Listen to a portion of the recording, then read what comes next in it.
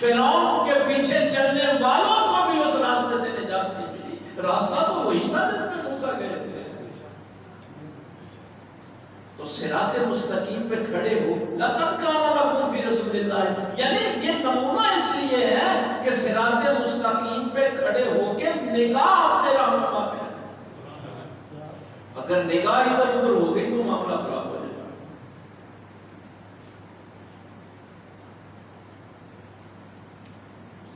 Volume الآخر،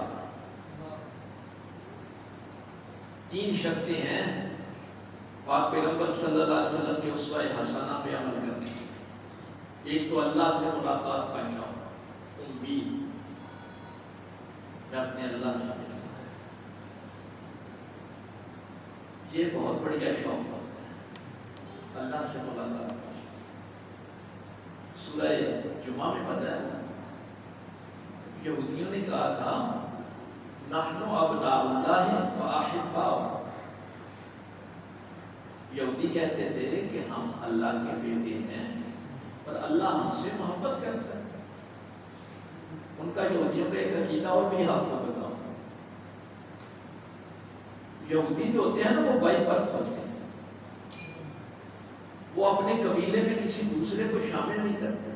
یعنی کوئی عیسائی، کوئی مسلمان، کوئی ہندو باہر سے کوئی یہودی نہیں بن سکتا. وہ ان کے اپنے خاندان کے جو پیدائشی لوگ ہیں نا، اس لیے ان کی پھر تعداد بھی کم ہے. وہ باہر سے کسی کو یہودی نہیں بنا. ان کا عقیدہ یہ ہے، وہ کہتے ہیں کہ اللہ، یہ جو میں نے آیت پڑھی ہے نا، اس کا تھوڑا سا پس منظر آپ کو اچھا ہے. وہ کہتے ہیں کہ اللہ نے بنی اسرائیل سے شادی کر رکھی. یہ عقیدہ ہے. تو جس سے شادی کی ہوئی ہوتی ہے اس کی غیرت پہ کوئی بھی سمجھوتا نہیں ہے. تو اللہ تعالیٰ جو ہے وہ ہم اللہ کے بیٹے ہیں اور اللہ نحن ابناء اللہ، ہم اللہ کے بیٹے ہیں واحبہ، اور اللہ ہم سے محبت کرتا ہے. تو اللہ باقی سب کچھ برداشت کر لیتا ہے، لیکن وہ اس غیرت پہ پھر برداشت نہیں کرتا کہ کوئی یہودیوں کو تکلیف پہنچائے، کوئی یہودیوں کا مخالف. یہ اس آیت کا پس منظر ہے کہ انہوں نے اپنے آپ کو اللہ کا بیٹا کیوں کہا. اب میرے اللہ نے بھی بھائی سوال بڑا رکھا ہے. قل یا ایھا الذین ہادوا ان زعمتم انکم مؤمنون. اللہ نے فرمایا میرے محبوب صلی اللہ علیہ وسلم ان سے فرماؤ اگر تمہیں زوم ہے، وہ یقین کی بات کر رہے ہیں، اللہ خود کی بات کر رہے ہیں. اگر تمہیں زوم ہے کہ تم اللہ کے دوست ہو، فتمنوا الموت، پھر موت کی تمنا کرو. کیوں؟ بھائی موت اللہ سے ملاقات ہے نا. تو کیسا وہ دوست ہو سکتا ہے تو اپنے دوست سے ملنا ہی نہ چاہے. میں بھی اور آپ بھی خانہ خدا میں بیٹھے ہیں، ہم میں سے کتنے لوگوں کو شوق ہے اللہ سے ملاقات کا. اللہ نے فرمایا اگر یہ دعویٰ کرتے ہیں تو ان سے کہو فتمنوا الموت، یہ موت کی تمنا کریں. یہ کیسی دوستی ہے کہ کوئی دوست بننا چاہتا ہے اور موت سے ملاقات بھی نہیں کرنا چاہتا.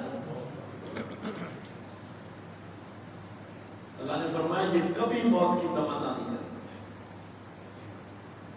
کیوں؟ ان کو اپنی کرتوتوں کا پتہ ہے کہ انہوں نے ملاقات کے لیے کوئی تیاری نہیں کی. ان کا شوق نہیں ہے اللہ سے ملاقات. اگر یہ میں لمن کان یرجو اللہ تک پہنچا،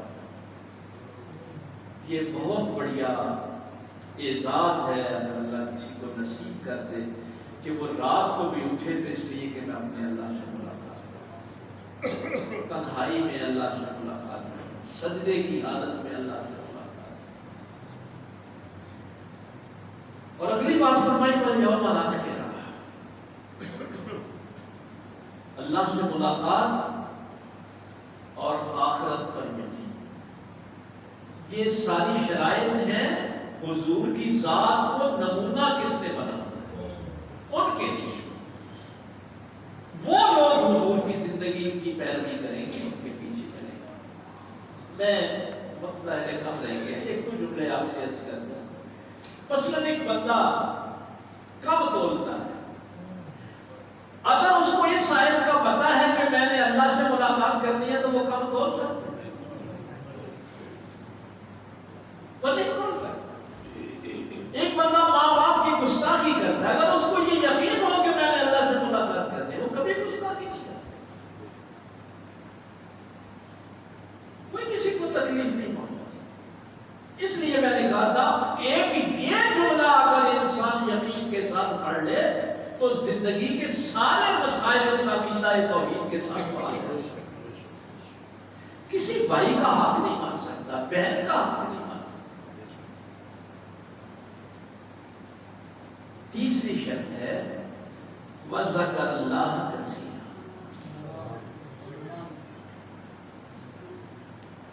نبی کی ذات کو نمونہ کون بنائے گا؟ جو اللہ کا ذکر کر سکے۔ بھائی ناراض نہیں ہونا، چونکہ بات مشکل ہے، بات چونکہ میرے اللہ نے کی ہے اس لیے یہ میں نے آپ تک پہنچا دی، اور اپنا اپنا محاسبہ کرنا ہے کہ کہیں اس لسٹ میں ہم تو نہیں ہیں۔ یہ مقصد ہے اس طرح سے قرآن۔ ان المنافقین یخادعون اللہ وهو خادعهم۔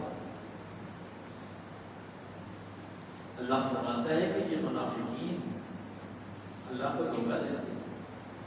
اس بات کا پتہ ہے نا آپ کو، یہ میں نے شاید کسی موقع پہ بتائی تھی کہ ان المنافقین فی الدرک الاسفل من النار۔ اللہ فرماتا ہے کہ منافقین جہنم میں سب سے نچلے درجے، 7 درجے ہیں جہنم کے، سب سے نچلا 7واں درجہ سخت عذاب والا منافقین۔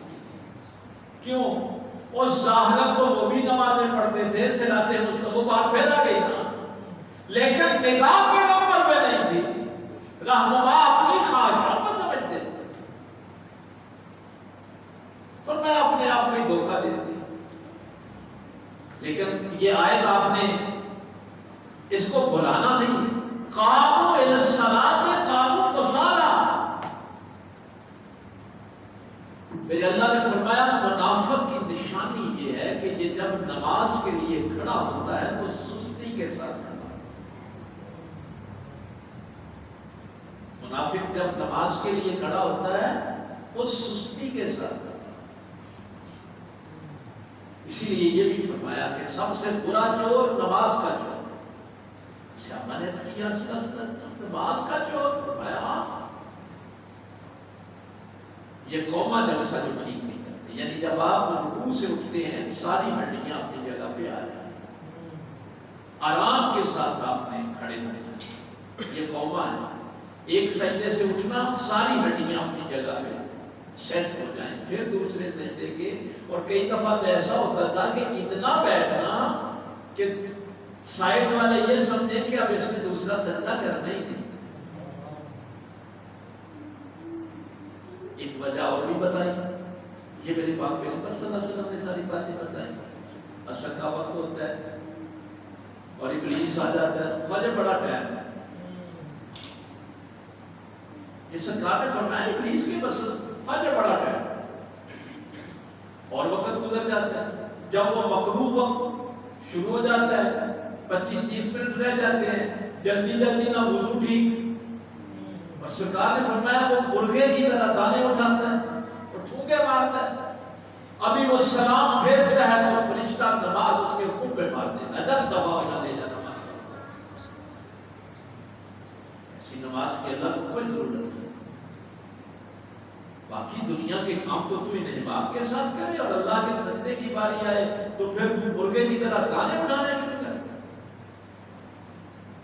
تو منافق کی یہ نشانی ہے کہ وہ نماز کے لیے کھڑا ہوتا ہے تو سستی کے ساتھ۔ کیوں؟ یراؤن الناس، یہ لوگوں کو دکھانے کے لیے نماز پڑھ رہا ہے، یہ اللہ کے لیے نہیں پڑھ رہا۔ ولا یذکرون اللہ الا قلیلا۔ اللہ فرماتا ہے یہ بھی منافق کی نشانی ہے کہ وہ ذکر اللہ کا کرتا ہے تو تھوڑا سا۔ میں جمعے پہ پتہ نہیں آپ کے یہاں تو اچھا رواج ہوگا، لیکن ہمارے یہاں تو بس مسائل فرض پڑھ دے، مسائل فرض پڑھ دے نے دوڑ ڈالے۔ فَإِذَا قُضِيَتِ الصَّلَاةُ فَانتَشِرُوا فِي الْأَرْضِ وَابْتَغُوا مِن فَضْلِهِ وَاذْكُرُوا اللَّهَ كَثِيرًا لَعَلَّكُمْ تُفْلِحُونَ۔ فرمایا نماز جمعہ ادا کر چکو تو اللہ کا فضل تلاش کرنے کے لیے، کام کاج کے لیے نکل جاؤ، لیکن اگر کامیابی چاہتے ہو تو اللہ کا ذکر کثرت سے کرو۔ اگر کامیابی چاہیے نا، اور اس آیت کے بعد صحابہ پھر عصر تک مسجد میں بیٹھے رہتے تھے، نوافل پڑھتے تھے، ذکر و اذکار کرتے تھے۔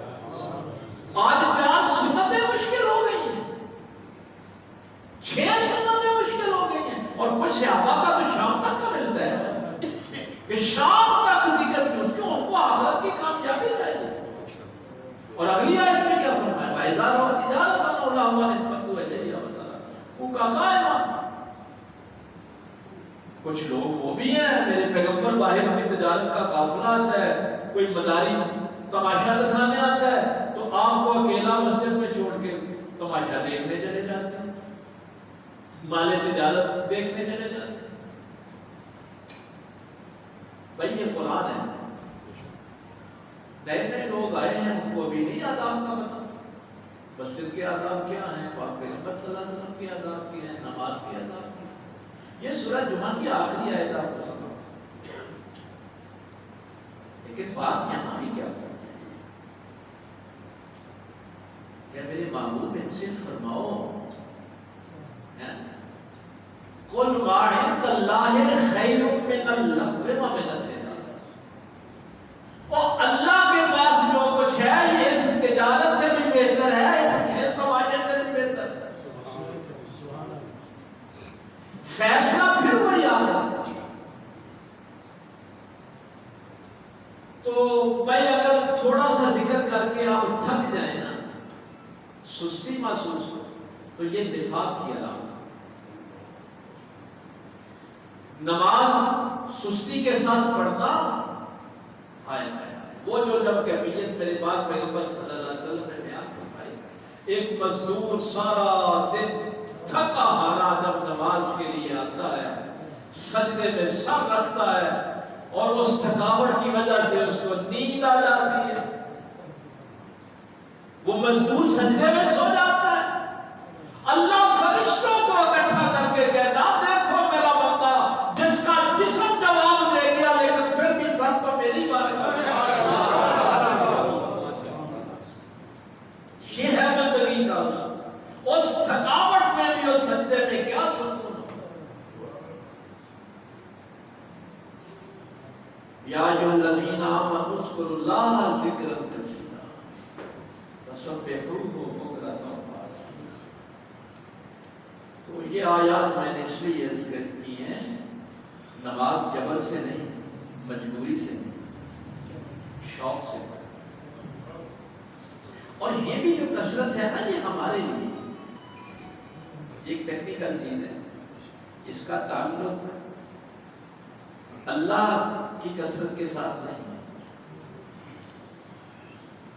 ابھی ماشاءاللہ عشاء کی نماز آپ پڑھیں گے، حکم یہ ہے جو ہمیں مختلف چیزیں احادیث کی کتب میں ملتی ہیں، یہ 18 کے قریب ہے۔ پاک پیغمبر صلی اللہ علیہ وسلم سلام پھیرتے تھے تو بلند آواز سے اللہ اکبر کہتے ہیں،